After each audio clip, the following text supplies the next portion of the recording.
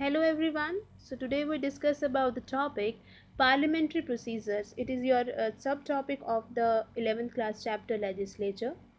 So today we discuss some of the most important procedure that every parliamentary type of government should follow. And as we all know that India is a parliamentary type of government, and in the parliamentary type of government, president is the head of the state. So the very first procedure is summoning of the house. The President from time to time summons each House of Parliament when he think fit. So President from time to time summon each House of the Parliament to meet means he also call for he order to gather for a sessions. So normally usually we have a three sessions in a year. First is budget session, that is from Feb to May, and second is monsoon session, that is July to September, and third session is winter session, that is November to December. So that there is not maximum gap between the two sessions of parliament, cannot more than 6 months, so not more than 6 months gap between the two sessions. So first of all, it is very important that if we have a parliamentary type of government, first of all we have to summon the members of the parliament to for the discussions or for the sessions.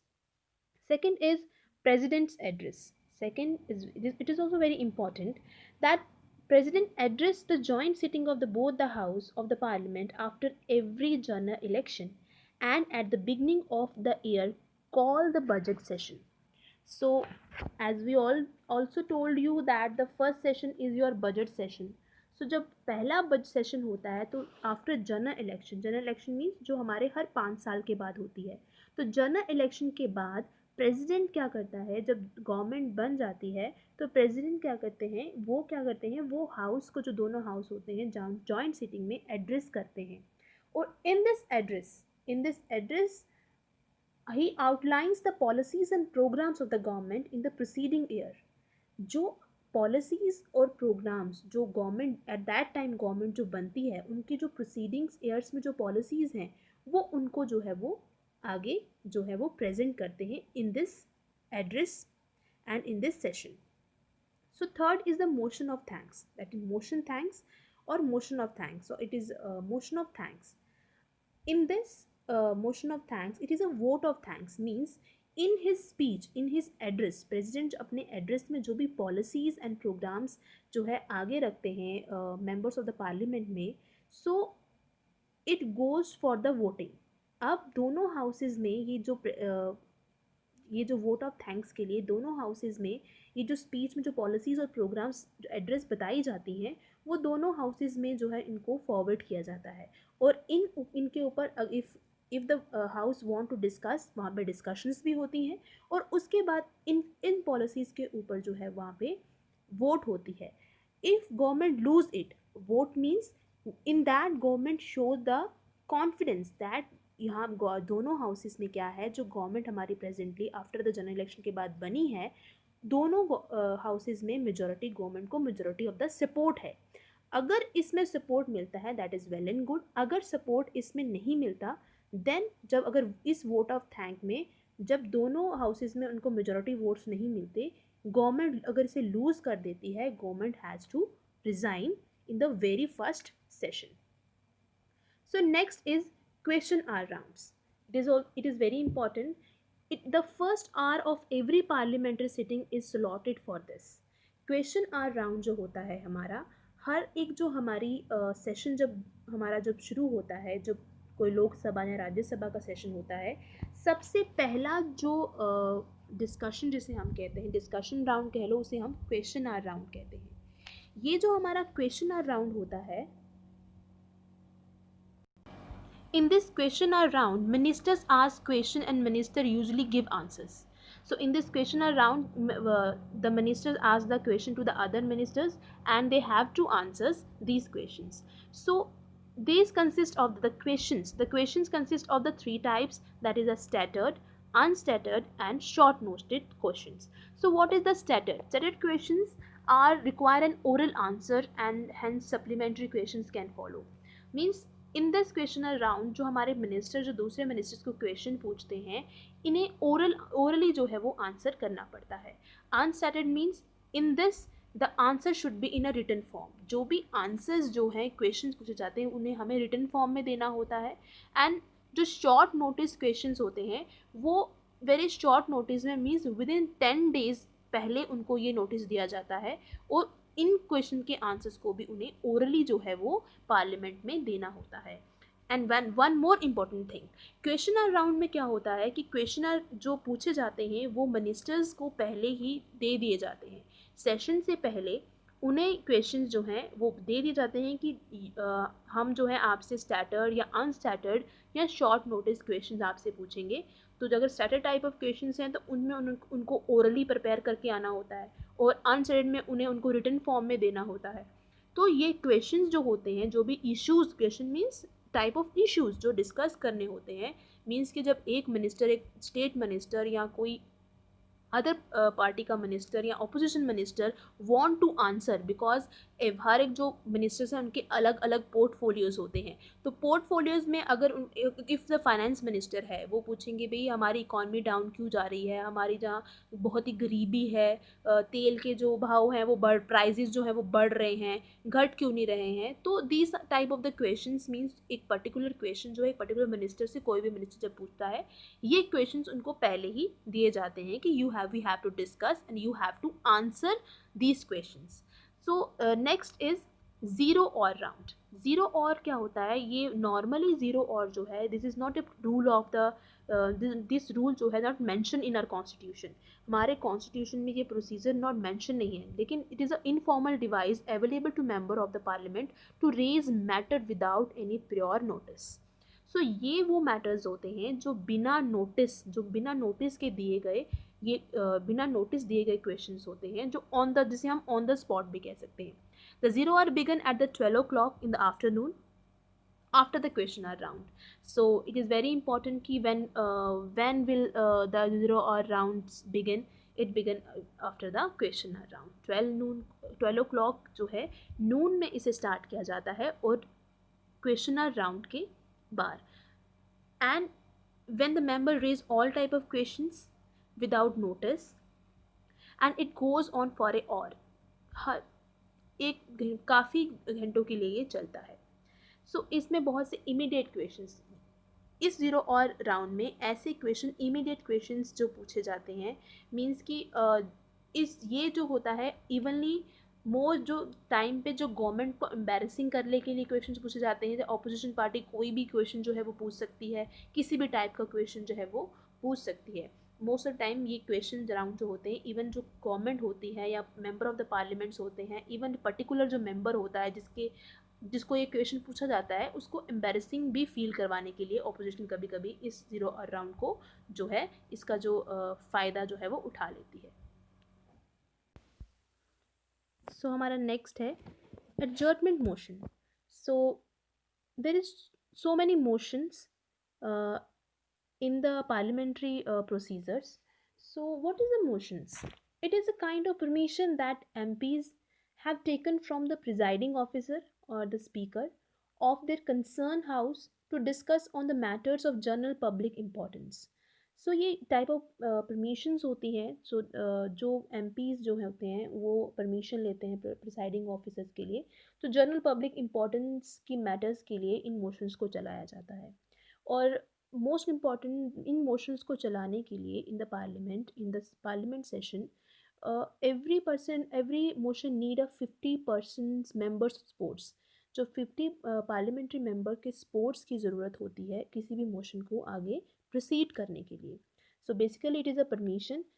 जो लोकसभा या राज्यसभा का presiding officer जो होते हैं वो तभी permission देते हैं if it is supported by the 50 members of the house. Then sixth is adjournment motion. What is that? It proposed that House should take up consideration of an issues of urgent public importance, sidelining all other issues. ये वो issues होते हैं अगर कोई ऐसा urgent जो है on the whole public interest के लिए, पब्लिक के लिए इम्पोर्टेंस के लिए ज़रूरी है उस इशू के ऊपर डिस्कस करना, तो बाकी जितने भी सेशंस में जो जो अगर कोई क्वेश्चन राउंड है या कोई भी जर्नल टू डिस्कशन है, उसको साइड लाइन करके उस इम्पॉर्टेंट इशू पे बात की जाती है। अगर हम यहाँ बात करें कि पैंडमिक कोरोना वायरस की, वैसे अभी तो सस्पेंड हो रखा है लेकिन हमारी जो पार्लियामेंट है, लेकिन अगर इतना खतरनाक होता, अगर वहाँ पे लगे तो उसके उसमें भी अगर हम प्रिकॉशंस के साथ सेशंस लगें, तो वहाँ पे अगर कोई भी मिनिस्टर चाहे कि हमने एडजर्नमेंट मोशन चलाना है ऑन द पेंडेमिक, कि ये इम्पॉर्टेंट इशू है, क्योंकि जर्नल इम्पोर्टेंस पब्लिक के इम्पोर्टेंस के लिए it is very important to discuss कि how to protect our country, how to protect our citizens, ऐसा क्या करना चाहिए, क्या कर रही है गवर्नमेंट इसके लिए। तो दिस टाइप ऑफ और भी बहुत से इंपॉर्टेंट इश्यूज होते हैं जो इस मोशन के अंदर डिस्कस किए जाते हैं। So next is cut motion. Cut motion is propose for reduction of the demand for the grant in the budget. So reduction के लिए जो ब्रांड बजट में जो ग्रांट की रिडक्शन के लिए ये मोशन चलाया जाता है। It also need a 50 members support. Then next is no confident motion. It is very important in India. Only one time ये मोशन चलाया गया था, मीन्स कि सक्सेसफुल हुआ था ये मोशन, बताऊंगी मैं आगे। सबसे पहले non confident motion, no confident motion होता क्या है। So no confident motion is moved by the opposition. Opposition जो होती है लोकसभा में, when a government has to prove its majority in the house. So it is the emotion when the opposition party, when the opposition in the Lok Sabha move this opposition motion against the opposition, and in that motion the ruling party or the government has to prove its majority, that कि हमारे house में majority support, house means Lok Sabha में अगर जितने members हैं, तो majority जो support है वो किसके पास है, रूलिंग पार्टी के पास है। So it was against the entire government, it was against the entire government, ये पूरे government के against होती है। And for this adoption of this motion also need the 50 members support of the Lok Sabha। And if this motion, if non-confident in the non-confident motion government are not able to prove their majority, अगर इस motion में जो council of ministers हैं, because council of ministers is a responsible to the Lok Sabha, if the council of ministers not able to prove their majority in the Lok Sabha, in the अगर voting वहाँ पे हो जाती है, अगर उनको majority 1/3 vote उनको नहीं मिलती है, तो ही the government has to resign from the office. It was happen in once in India. India में सिर्फ एक ही बार हुआ है, अटल बिहारी वाजपेयी जब वो 1992 में वो जो है वो प्राइम मिनिस्टर बने थे, विद इन डेज में नो कॉन्फिडेंस मोशन चलाया गया लोकसभा में, और वो एक वोट से अपनी मेजोरिटी को प्रूफ नहीं कर पाए और गवर्नमेंट को रिजाइन करना पड़ा। So next is censure motion. It is based on a certain issues and it criticized the government on a specific policies or act. Censure motion was against, or maybe against the whole council of minister or group of the minister or a particular individual minister. Censure motion जो है, चाहे वो एक particular minister के against किया जाए या group या पूरे काउंसिल ऑफ मिनिस्टर के अगेंस्ट जो है, ये सेंसर मोशन जो है वो किया जाता है। इस मोशन में, if this motion is passed in Lok Sabha, the government, the minister और the group of the minister no need to resign the office.